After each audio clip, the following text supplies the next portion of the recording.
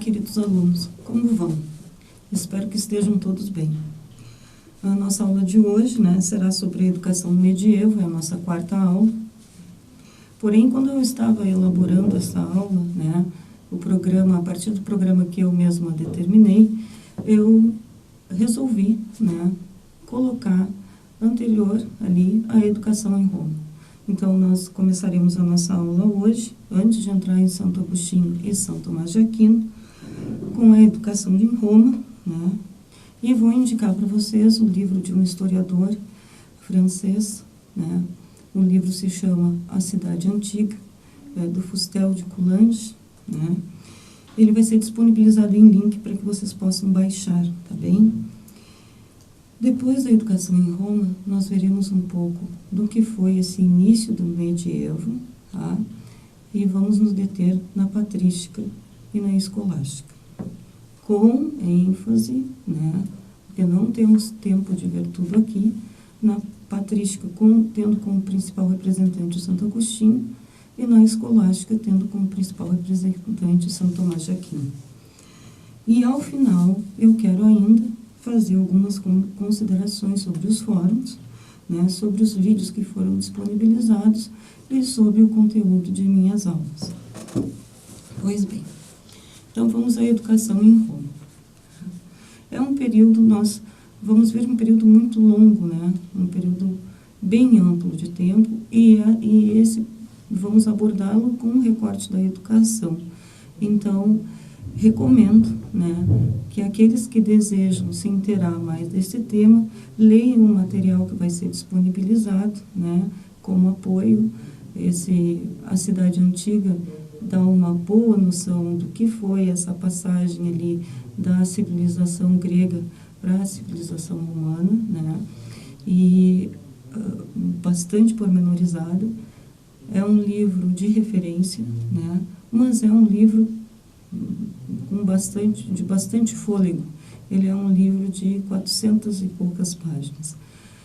Caso vocês queiram, ler apenas uma parte que diga respeito mais propriamente ao conteúdo dessa aula, vocês peguem o capítulo final do livro, que ele vai apontar os elementos, que vão conseguir complementar essa aula aqui. De qualquer maneira, vocês ficarão com o material disponibilizado. Só disponibilizo esse livro porque ele já é de domínio público, ok? Então, vamos lá. Na Antiguidade, a formação do cidadão romano, formação educacional, ela era voltada para o Estado e para o coletivo. O homem romano, ele era um homem do campo prático, Ele buscava o aprimoramento material e delegava para o segundo plano as questões do intelecto. A mobilização do intelecto romano, ela estava vinculada à solução de problemas relacionados ao seu cotidiano. Os romanos são, por muitos historiadores, a maior parte dos historiadores que eu li, considerados um povo utilitário, pragmático. E a educação não é diferente, Ela está voltada, a pedagogia está voltada para as questões práticas. Ela tinha por objetivo a formação da moralidade. Os romanos valorizavam a família como um meio natural e primeiro para receber essa formação. A criança romana era educada segundo morus maiorum, os costumes antigos. E o ideal moral seria a necessidade de formar a consciência da criança ou do jovem e ampará-lo com um sistema de valores morais. A nossa apostila trata sucintamente desse tema, Então, eu vou trazer para vocês aqui o que é uma citação da nossa apostila. Vocês podem ler isso na sequência, vocês já tinham lido até li o Aristóteles, continuem lendo, Estamos ainda dentro da perspectiva essencialista de educação. Então, com a ampliação do Império Romano, fruto das conquistas de parte da Ásia e da Europa, inclusive da Grécia, surge como grande força política e religiosa nesse período o cristianismo.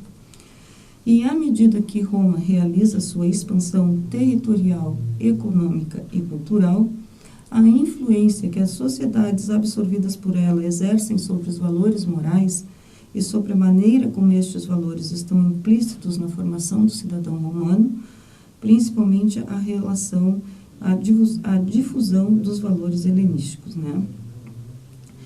Então, o Império Romano sofre a influência daqueles povos os quais ele domina, né?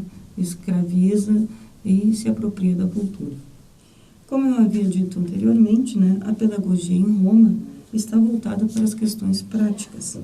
E ela surge por volta do século I, II antes de Cristo, melhor dizendo, com Cícero, tá?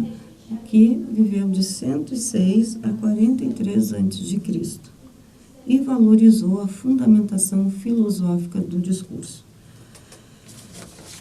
Cícero foi um dos mais importantes representantes da Humanitas, né? Um modelo de educação de sociedade romana na época e que corresponde parcialmente ao que era a paideia grega.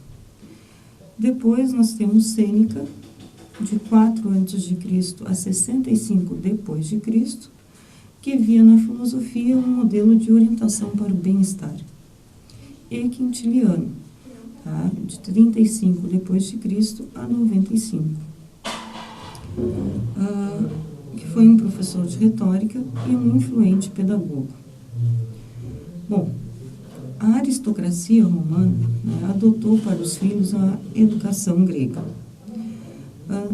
Não só por isso, mas muitos jovens romanos não se contentaram simplesmente em procurar professores em Roma, ou mesmo em trazer esses professores para a cidade. Muitos foram completar os seus estudos na Grécia. É o caso, então, do Marco Túlio Cícero, né, que recebeu uma aprimorada educação com os maiores oradores e jurisconsultos de sua época. Então, fazendo um parênteses, né, um dos grandes legados que temos do Império Romano, da civilização romana como um todo, não pegando só o Império, é a questão do direito, né? O direito romano ainda é de grande influência. Então, vai desenvolver toda essa área do direito. O papel de Cícero como difusor da filosofia grega e o seu valor como fonte de conhecimento dos mestres helênicos, desde os pré-socráticos aos helenísticos, né, é muito grande. O Cícero teria sido o grande transmissor da cultura grega. E ele não só transmitiu, como ele fez isso, né? Ele criou algo novo para os romanos a partir dessa cultura grega e não ignorou os saberes gregos naquilo que ele escreveu. Então, o Cícero usou conhecimentos da língua grega para traduzir muitos conceitos teóricos de filosofia do latim, apresentando dessa forma um maior número de leitores. Ele transformou o latim em uma língua utilitária, que servia aos generais, aos comerciantes, aos advogados, e em uma língua poética também, filosófica, além de dedicar suas reflexões às organizações de um modelo formativo, o do homem ideal por ele, teorizado na obra dos deveres. Tá? A Humanitas de Cícero significa uma cultura universalizada, equivalente à paideia, porém distinta, por se tratar de uma cultura predominantemente humanística e, sobretudo, cosmopolita e universal, buscando aquilo que caracteriza o homem em todos os tempos e lugares. Essa concepção não se restringe ao ideal de homem sábio, mas se estende à formação do homem virtuoso como um ser político, moral, literário. Cícero entendia a educação integral do orador como uma educação que requeria uma cultura geral, uma formação jurídica, aprendizado e argumentação filosófica, e também o desenvolvimento das habilidades literárias e teatrais, igualmente importantes para o exercício da persuasão. Ele foi um dos principais modelos dos pedagogos renascentistas. Então, o Cícero ganha essa relevância, né? Ele vai desenvolver a educação em Roma, vai pegar os valores gregos, vai ler as obras gregas, vai traduzir para o latim os principais conceitos vai criar coisas novas a partir disso daí, a partir dessa leitura e dessa tradução, né? E vai entrar para a história, então, como um pedagogo que influencia os renascentistas. Vocês vão poder ler um pouco mais sobre isso, né? No slide que vem a seguir, sobre Cícero, Sêneca e Quintiliano, tá bem? Depois eu também vou disponibilizar na página da nossa disciplina essa lâmina. Então, o Sêneca. Para Sêneca, os princípios pedagógicos romanos iniciaram a partir da compreensão da educação como preparação para o homem no ideal estoico. Portanto, o domínio dos apetites pessoais, enfatizando a formação moral e minimizando a importância da retórica, preservando o indivíduo através da psicologia. Já o Quintiliano preferiu os aspectos técnicos da educação, sobretudo da formação do orador, valorizando também a psicologia como um instrumento para conhecer a individualidade do aluno. Ele não pretendeu se limitar às discussões teóricas, mas procurou fazer observações técnicas às indicações práticas. Então, quero dizer para vocês, né, que a minha aula está preparada aqui, mas a base dessa aula, e vocês sempre vão poder pegar esse livro e ver que eu sou bastante, né, fiel nas minhas aulas ao que a autora trabalha, continua sendo, então, História da Educação com a Maria Lúcia de Arruda Aranha, ok?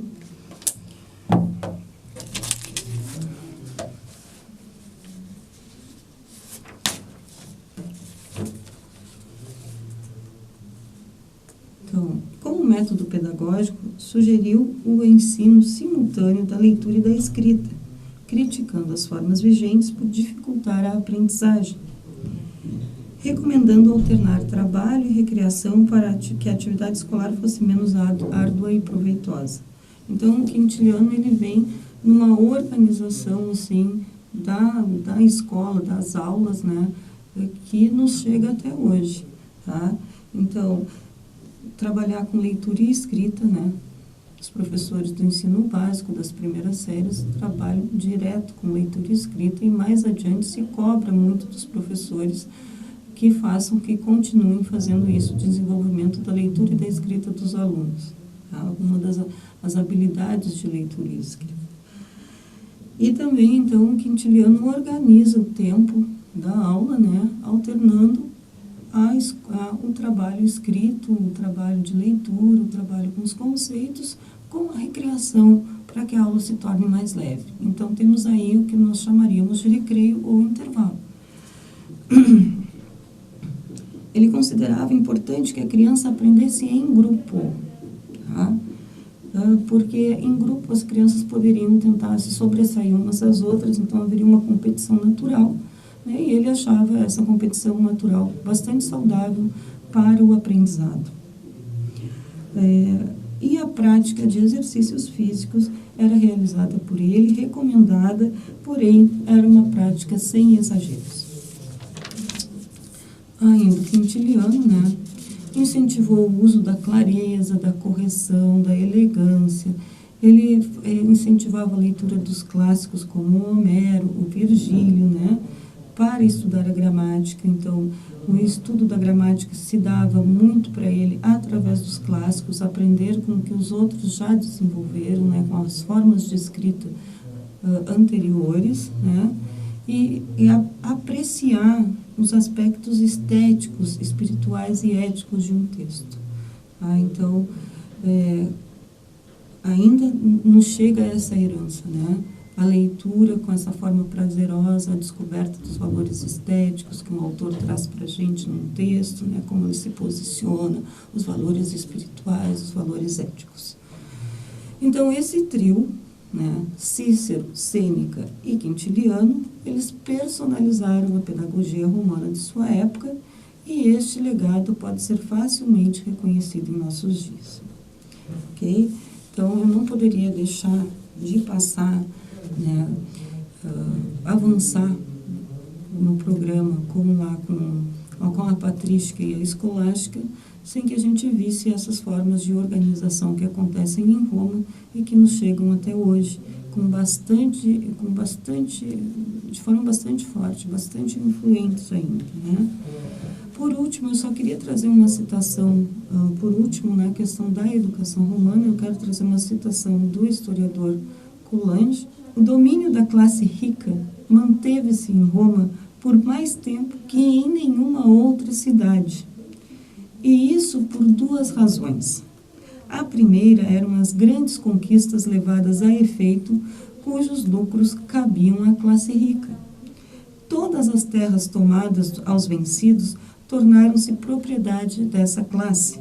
Ela apoderou-se do comércio dos países conquistados, acrescentando ainda a isso os enormes lucros provenientes da cobrança dos impostos e da administração das províncias. Essas famílias, enriquecendo-se assim em cada geração, tornaram-se demasiadamente opulentas e cada uma delas representava um poder à parte contra o povo.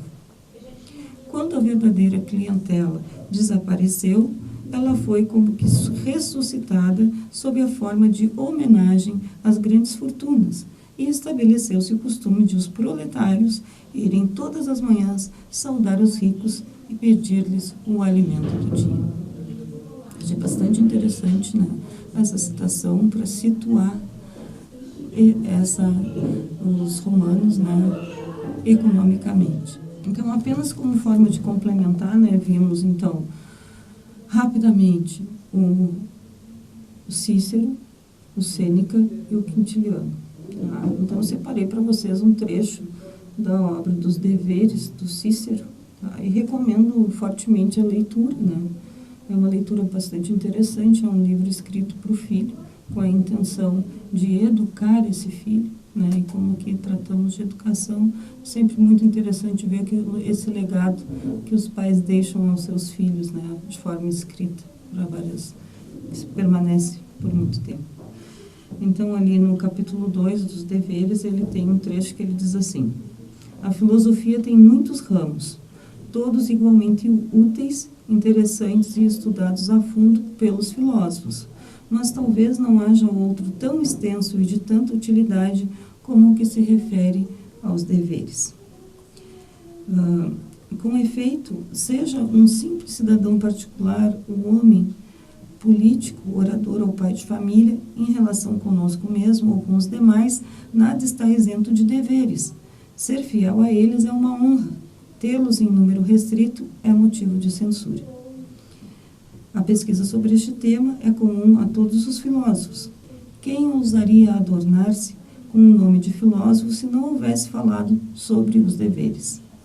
Há certos sistemas filosóficos que, dando falsas definições do bem e do mal, assinalando-lhes limites arbitrários, desnaturam totalmente os deveres. Quem fundamenta o bem supremo em algo independente da virtude e baseia o dever em proveito próprio, se quiser estar de acordo consigo e não se deixar vencer alguma vez pela bondade de sua natureza, nunca poderá render culto nem à amizade, nem à justiça, nem à generosidade. Pelo mesmo motivo, é impossível ser homem forte e considerar a dor um mal supremo. E não é possível que um homem seja moderado se mira o prazer como bem supremo. E depois, né, ele segue trazendo, então, elementos da escola de Zenão, né, do Platão, do Aristóteles, né, falando que eles mesmos, esses filósofos gregos, já trataram da doutrina dos deveres, tá? E que mereceriam ser consultados sobre o tema. Então, a importância, né, que ele dá aos deveres, e que é uma característica da civilização romana, tá? Já que ela nos deixa como legado bastante o direito, um legado bem forte, né? E então ele escreve essa obra, Os Deveres, por seu filho. E fica então essa dica de leitura para quem quiser entender um pouco mais. Eu vi que tem uma edição desse texto da Martin Claret, tá? Mas talvez vocês encontrem outras edições. ok? É só uma indicação de leitura. Bom, dito isso, nós vamos seguir, né, aqui o tema da nossa aula, passando agora então para o cristianismo, o medievo, a educação em Santo Agostinho, a patrística. Então, para trabalhar com isso, né, eu preparei também uma lâmina para vocês vão ter acesso a essa lâmina no vídeo e depois como conteúdo complementar, em que esta autora, tá, a Maria da Glória de Rosa, né, que escreve então a história da educação através dos textos, ela nos contextualiza de um modo bastante interessante o período medieval para a educação. Ela divide a educação medieval em 4 partes, tá? Isso é diferente do usual. Para quem é da área da filosofia, né, a filosofia cristã se divide em 2 grandes linhas, a patrística e a escolástica. Aqui nós estamos tratando, então, da questão da educação no medievo. E essa autora nos aponta 4 momentos. Então, ela nos traz o período apostólico, né, que corresponde à atuação de Jesus de Nazaré, nascido em Belém, na Judéia, e aos primeiros apóstolos, aos quais foi confiada a missão de apregoar a Boa Nova.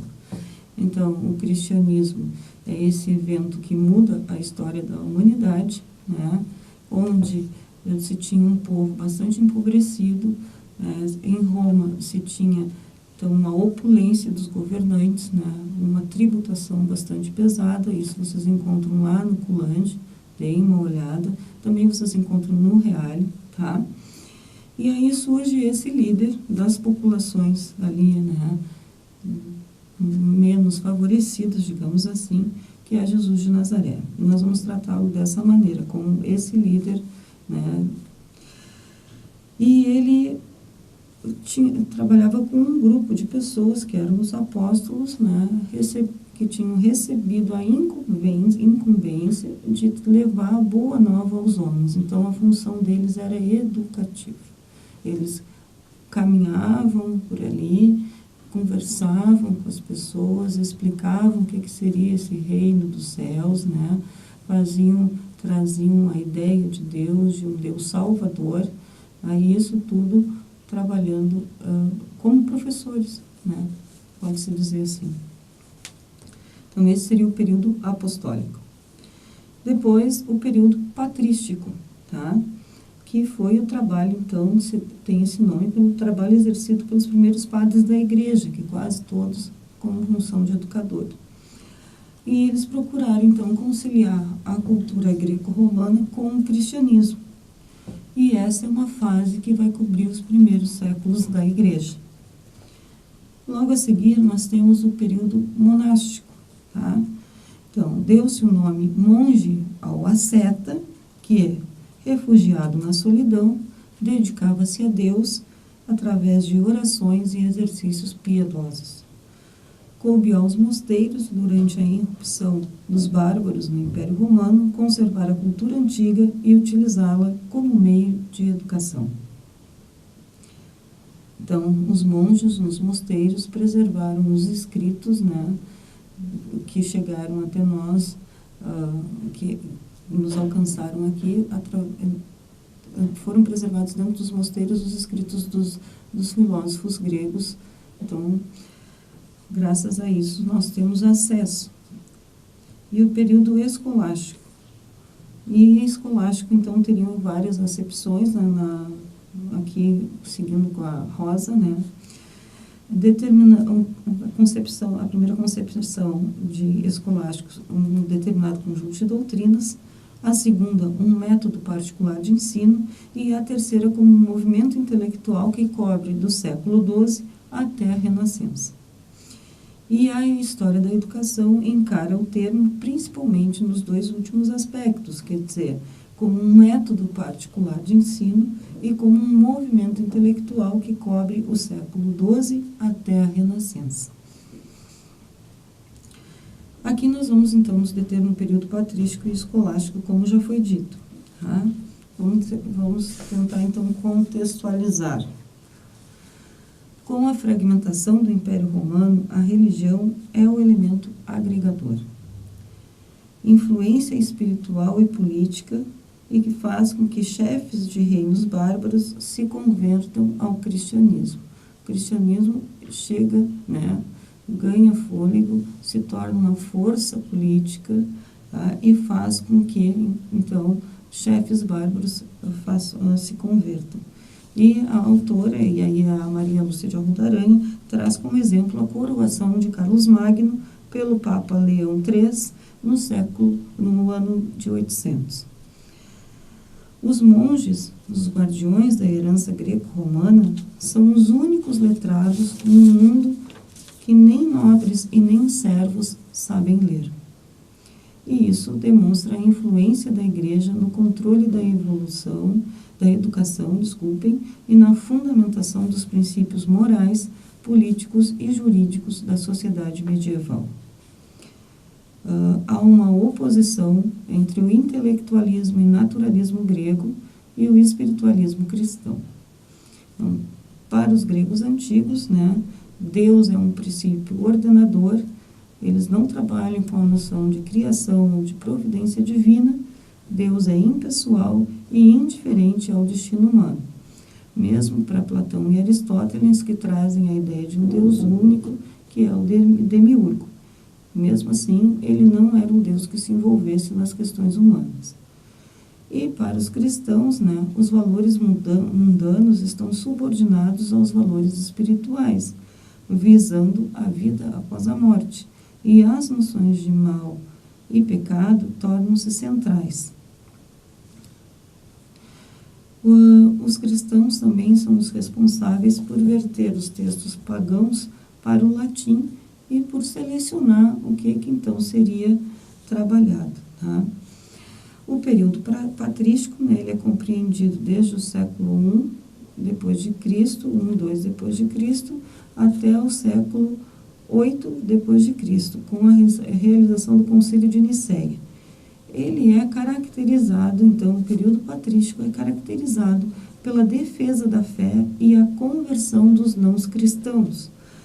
Durante esse período, ocorreram muitas perseguições, heresias surgiram e ameaçaram o cristianismo, mas houve todo um esforço empreendido por muitos cristãos, desde homens simples e figuras anônimas a grandes bispos, que fez então com que o cristianismo triunfasse e permanecesse até os nossos dias. No período patrístico, o importante era prevenir os desvios da fé. Havia necessidade de demonstrar que a fé não contraria a razão e que há uma acomodação entre fé e razão. Então, a gente tem lá, com a civilização grega, a busca pela verdade.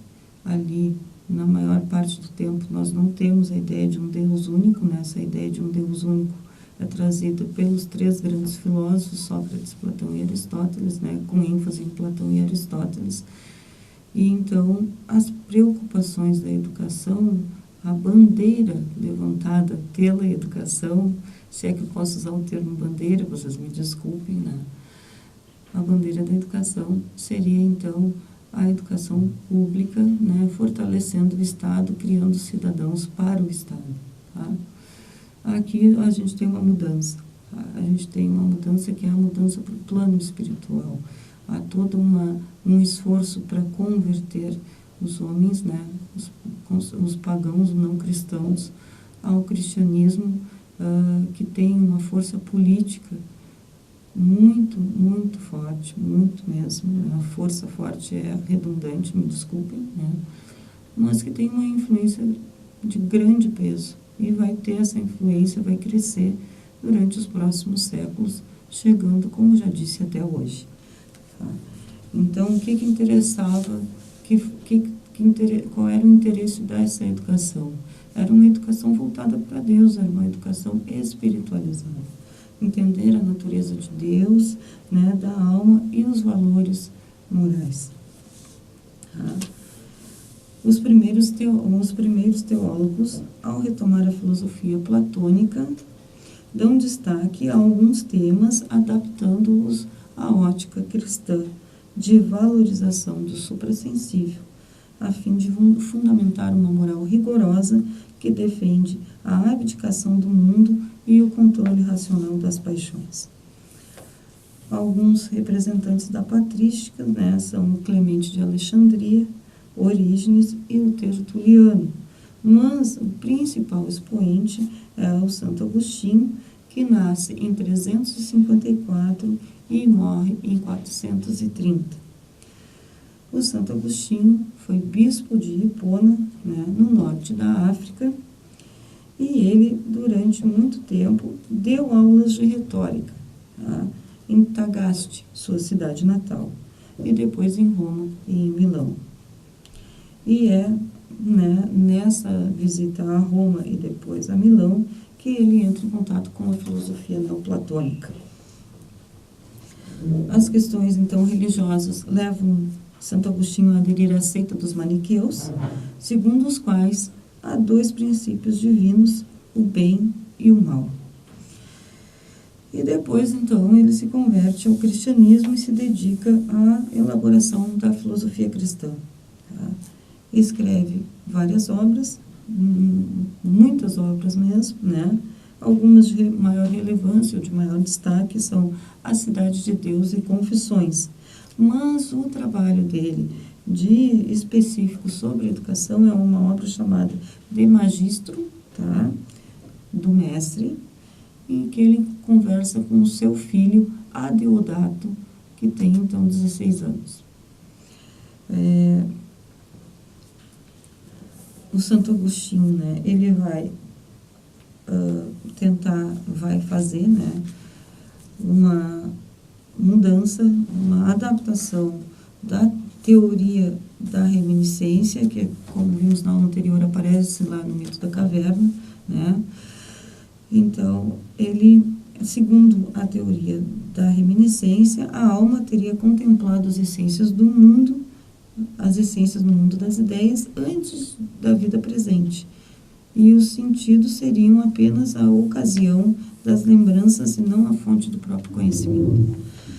E para o Agostinho, adaptando a explicação, né, a teoria da iluminação, então, Santo Agostinho, neoplatônico, tá, pega a teoria platônica que aparece no Mito da Caverna, que é a teoria da reminiscência, né, das almas. A gente viu isso na semana passada. Né? O que é a teoria da iluminação agostiniana? A teoria da iluminação diz o seguinte, que o homem receberia de Deus o conhecimento das verdades eternas, o que não significaria desprezar o próprio intelecto, pois, como o Sol, então teoria da iluminação, como o Sol, Deus ilumina a razão humana, né, e torna possível o pensar correto. O saber, portanto, não é transmitido pelo mestre ao aluno, né, já que a posse da verdade é uma experiência que não vem do exterior, mas de dentro de cada um. Isso é possível porque Cristo habita no interior do homem. Toda a educação é, dessa forma, uma autoeducação possibilitada pela iluminação divina. No final da sua vida, então, o Agostinho presencia a invasão dos bárbaros e que devastaram a Espanha, né? Passaram pela África e sitiaram Hipona. E o Império Romano chega a seus estertores. Inicia-se, então, a Idade Média. E durante vários séculos, o pensamento agostiniano fornecerá elementos importantes para o trabalho de conciliação entre fé e razão. Então, importante, né? Esse entendimento, o Santo Agostinho, ele era um professor, né, que tinha como missão conciliar fé e razão. Tá? Como é que ele faz esse concílio? Como é que ele acomoda fé e razão? Sem deixar de lado a herança cultural grega, a riquíssima herança cultural grega, né? Ele faz uma adaptação, então, da teoria da reminiscência do Platão para a teoria da iluminação, colocando Deus nessa equação, dizendo então que Deus ilumina o intelecto humano, Deus permite ao homem conhecer através da razão, tá? Bom, eu espero que tenha ficado claro até aqui. Eu quero recomendar aqui, né, um filme, vou disponibilizar o link, né, porque vocês encontram ele completo no YouTube, mas vocês podem se dispor a ver o filme ou a ler o livro. O livro é do Humberto Eco, se chama O Nome da Rosa, e o filme homônimo, né, também O Nome da Rosa, que trata, né, dessas questões. Vai pegar um pouco mais adiante, porque o filme se passa em 1300, tá? 1327, se não me engano, tá? Dentro dos mosteiros. Mas ele é um filme bem interessante para que a gente veja esse período, né? Ilustre esse período, compreenda os dramas que se passam ali, né? E também a importância da herança cultural grega, ok? Agora, então, nós vamos passar ao nosso último ponto, que é a escolástica. A escolástica é a mais alta expressão da filosofia cristã medieval. Ela começa no século IX e tem o seu apogeu no século XIII, tá? E vai entrando em decadência até o Renascimento. Por que ela se chama escolástica, tá? Porque ela era ensinada nas escolas. Escolásticos é o professor das artes liberais e mais tarde também o professor de filosofia, teologia, oficialmente chamado magíster. Os parâmetros da educação na Idade Média se fundam na concepção do homem como criatura divina, de passagem pela terra, e que deve cuidar em primeiro lugar da salvação da alma e da vida eterna. Então, retomando, nós tínhamos com os gregos a busca da verdade, todo um olhar para a natureza, tá?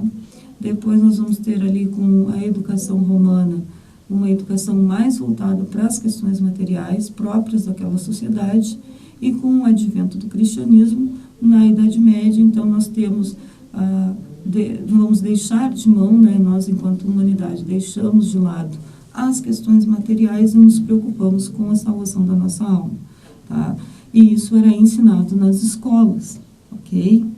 Então, novamente, né, ao longo desses períodos que temos estudado em nossa disciplina, nós vemos que a educação ela se coloca, né, à disposição de uma ou outra luta naquele momento. Talvez luta não seja uma palavra adequada, mas se coloca à disposição, então, ou do Estado, né? Aqui nessa questão vai se colocar à disposição da igreja, do favorecimento do crescimento de uma religião, ok? Isso é importante que a gente entenda que ao longo dos séculos a educação foi utilizada, tá, como modo de mudança dos homens de acordo com as necessidades de sua época.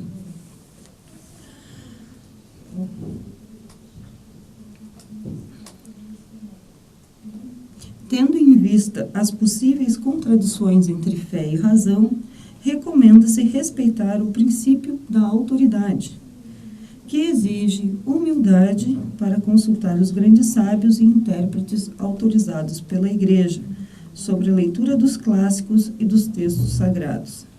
Evita-se, assim, a pluralidade de interpretações e se mantém a coesão da Igreja. Então, nós avançamos bastante, né? O cristianismo cresceu, se fortaleceu e quer se manter, tá? E ele vai se manter através dessa coesão da Igreja, e para que isso ocorra, não é possível uma pluralidade de interpretação dos textos sagrados ou dos textos clássicos. Então, toda vez que havia uma dúvida sobre um dos textos, a leitura de algum dos textos, era prudente, aconselhável que se consultasse uma autoridade no assunto, que seria um bispo, né, alguém da igreja, que poderia, então, dar a interpretação adequada desse texto. Durante esse período escolástico, vai surgir uma questão muito interessante, que vocês vão ver em História da Filosofia Medieval e também nas outras disciplinas específicas que vão tratar dos medievais, né, que é a disputa entre os universalistas e os nominalistas, tá? Eu não vou me deter aqui nesse problema, mas tem a ver com o universal é o conceito, a ideia, a essência comum a todas as coisas, ou uma pergunta, né, se seria isso ou se seria o nome, tá? Mas como eu já disse para vocês, né, existe então essa corrente universalista e essa corrente nominalista, tá?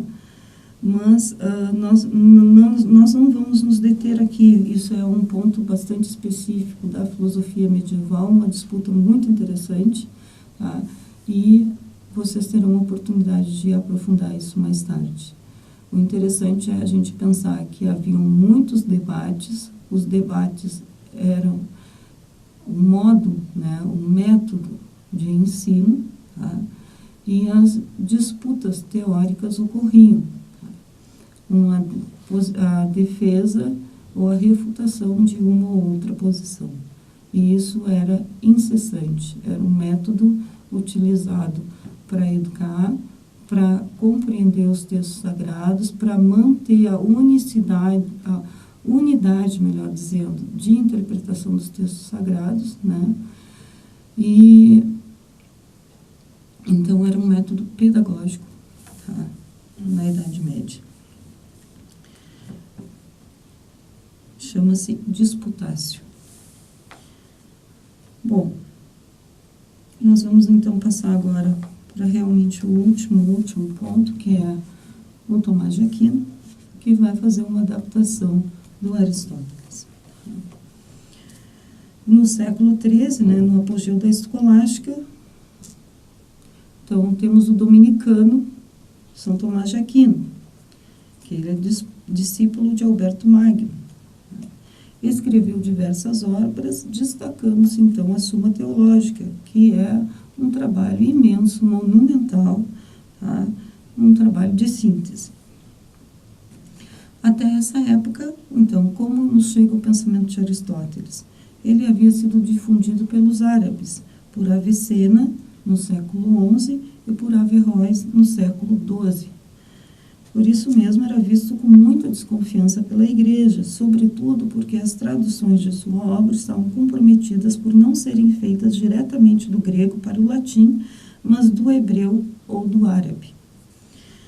Então, a respeito da pedagogia, São Tomás de Aquino escreve uma obra, também chamada De Magistro, tá?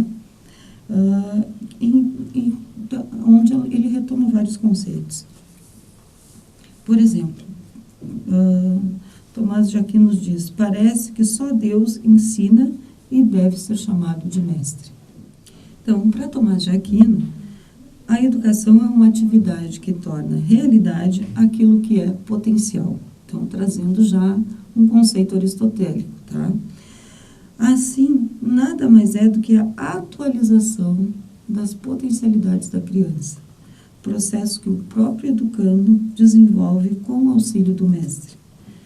A ideia da atualização das potencialidades se sustenta na teoria aristotélica da matéria e da forma.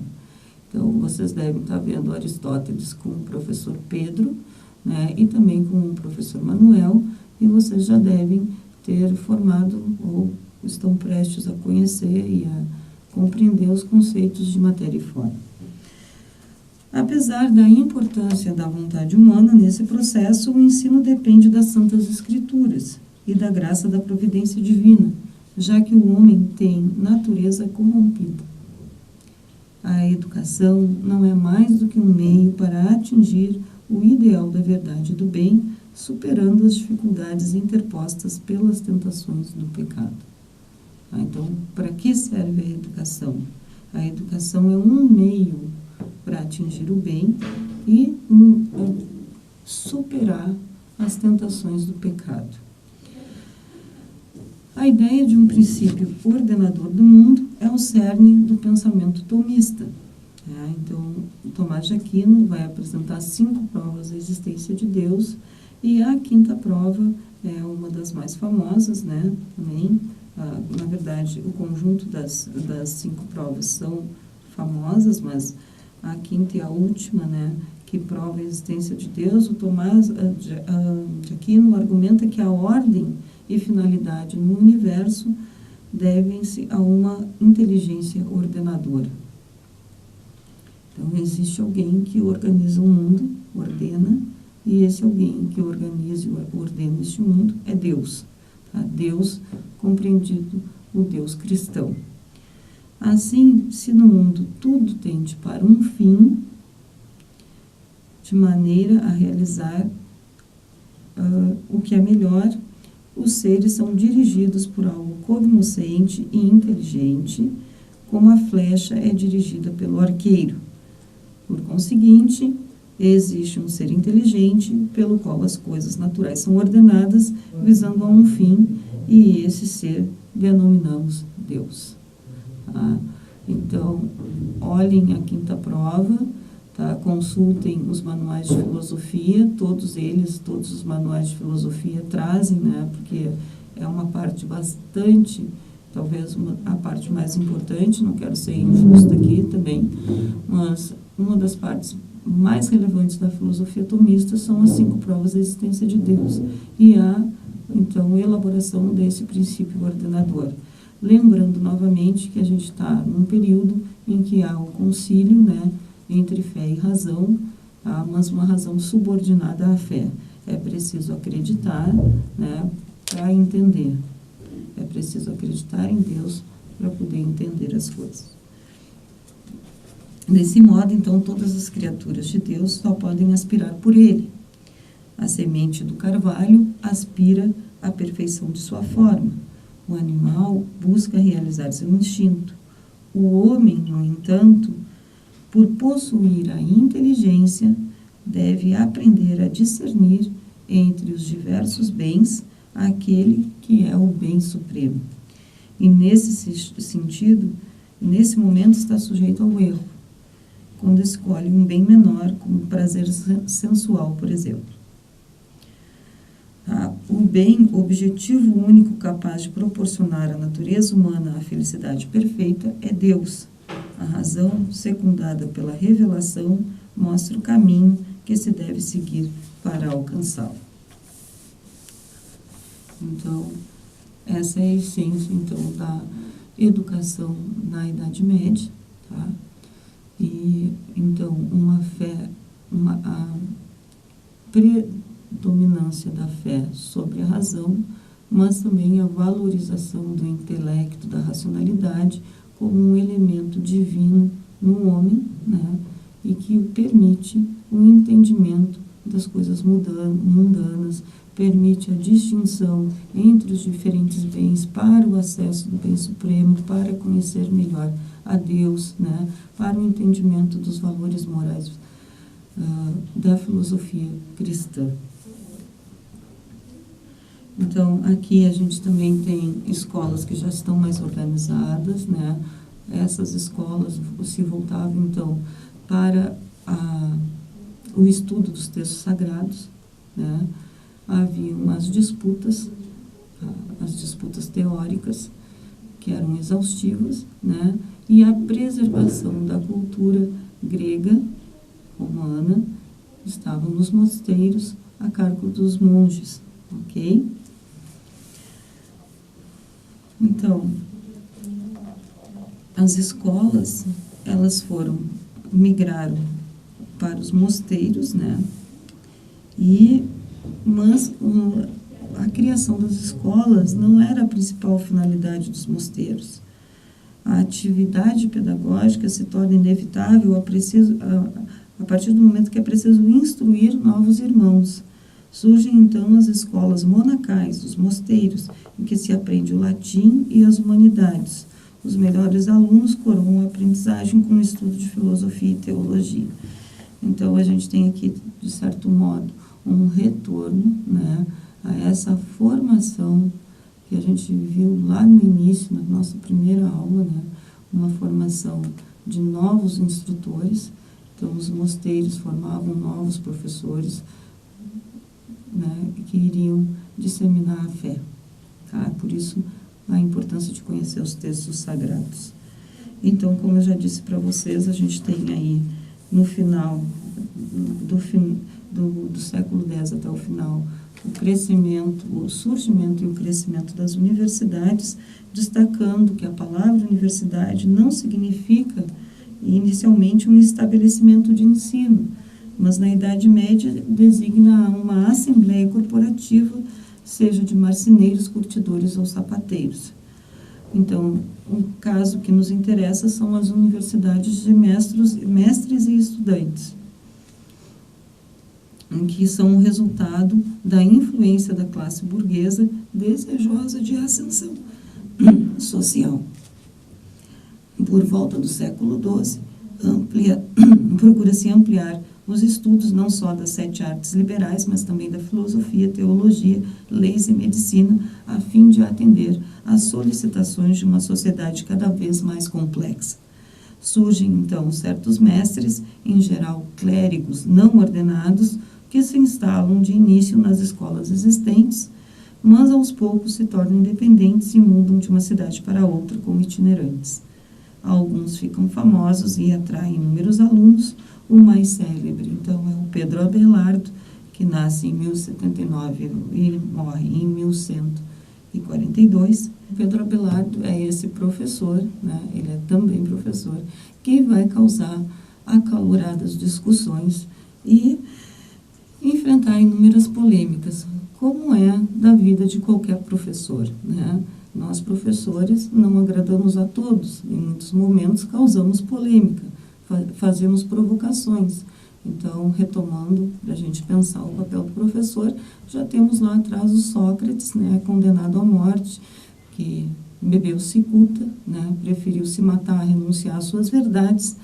E aqui, então, a gente tem um outro professor que causa bastante polêmica pelas teses que defende, que é o Pedro Abelardo, lá na fundação das universidades. Isso não é uma coisa interessante, pessoal, da gente pensar que até hoje o professor, ele provoca, ele instiga, ele causa polêmica, né? Isso é uma coisa bastante presente na atualidade, de certo modo. Há uma intenção de que isso não ocorra, né? Mas, na história dos professores, essa é uma marca, né? Causar polêmica. Com o tempo, devido à necessidade de organizar melhor o trabalho disperso dos mestres independentes, são estabelecidas regras, proibições e privilégios. Como em qualquer corporação, há a exigência de provas para obter os títulos de bacharel, licenciado e doutor. A universidade mais antiga, então já falei para vocês, é a de Salerno, na Itália, que era oferecido o ensino de medicina.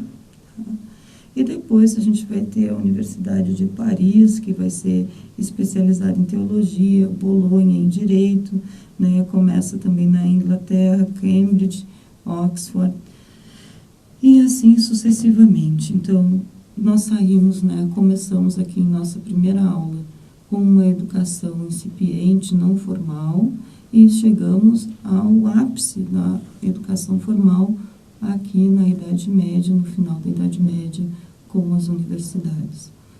Eu espero, então, que essa aula seja de proveito para vocês, né? Eu espero que esteja ficando claro que, juntamente com esses elementos históricos, né, que apresentados de forma principal, nós estamos vendo também a formação das escolas, né? Chegamos aqui à formação das universidades e estamos vendo como segundo plano esses elementos e também o papel do professor ao longo desses séculos da educação. Dito isso, né, eu encerro a parte teórica de minha aula e gostaria de conversar com você sobre algumas outras questões que tenho pendentes, né? Então, dizendo sempre que qualquer dúvida vocês podem nos enviar por e-mail. Bom, pessoal, nós abrimos um fórum, tá? E não conhecíamos o Canvas, né, a nossa plataforma, não conhecíamos, achávamos que ali ficaria tudo agrupado de uma forma como um Moodle que nós conhecíamos, né, e que poderíamos aninhar por respostas mais, pelas últimas respostas e tal, e isso não aconteceu. Então, o nosso fórum permanente de discussão, ele acabou sendo transformado em 2 fóruns, né? O primeiro encerrado, nosso primeiro fórum foi encerrado, e agora estamos com um outro fórum até o dia, se não me engano, 27 de outubro, vocês deem uma olhada lá, tá? Que trouxe dois vídeos para que a gente pensássemos algumas questões, né, pertinentes. O Escolarizando o Mundo, né, e também uma reportagem da TV Brasil tratando do Escola Sem Partido. Esta professora, né, com seus 16 ou 17 anos de prática docente, sempre procura abordar os temas não mantendo tabus, né? Somos da área da filosofia, vocês enquanto alunos e eu enquanto professora, me formei, sou graduada em filosofia pela Universidade Federal de Pelotas, desde 1996 eu dou aulas, né? E nunca foi da minha índole, né, nem da minha prática como professora, manter temas dos quais não se possa falar. Né? Como no primeiro fórum, alguns elementos apontavam a importância dessa discussão, e como o fórum ele tem se caracterizado, e eu espero que ele se mantenha assim, será um esforço meu que ele se mantenha nesse modo, né? Como atual, né, pertinente às questões atuais. Então, vocês podem ver que a gente discute aqui história, né, história da educação nas nossas aulas, e quando a gente vai para o fórum, a gente pode dizer, mas o que será que aconteceu? A gente está trabalhando com temas da atualidade. Então, o fórum ele sempre vai fazer esse exercício na contramão das nossas aulas, porque ele é complementar às nossas discussões, tá? Então, eu quero dizer para vocês que ali o Escolarizando o Mundo, eu espero que vocês tenham pensado o Escolarizando o Mundo como um questionamento à teoria platônica, ao mito da caverna platônico, né? Pensando de que forma estamos saindo da caverna, né? A escolarização é a forma ideal de sair da caverna. Só existe uma forma de sairmos da caverna, tá? Então, Escolarizando o Mundo, ele foi colocado ali por ser um documentário bastante rico. Ele não é um documentário brasileiro, não está submetido a essas questões que estão acontecendo no Brasil, né, essa discussão política que está acontecendo no Brasil. Ele foi realizado em 2011, né? Então, ele é bastante distanciado das questões aqui do Brasil, nesse sentido, né, das questões prementes, assim, brasileiras, mas ele nos dá elementos para que a gente pense, então, essa escolarização em massa, essa homogeneização dos indivíduos, né, e o nosso fórum tem sido bastante rico, né. Então, como eu disse há poucos instantes, né, não sou uma professora, não é da minha natureza de professora deixar temas que não possam ser discutidos. Até porque no trabalho com adolescentes, isso causa bastante desconforto. Os adolescentes, eles nos provocam e a gente tem que dar os elementos para que eles possam pensar por eles mesmos. Então, é isso que eu costumo fazer, ok? Então, Escola Sem Partido ele está sendo trabalhado nesse fórum, em conjunto com o Escolarizando o Mundo, né, pensando as questões brasileiras. E eu quero dizer para vocês, então, que eu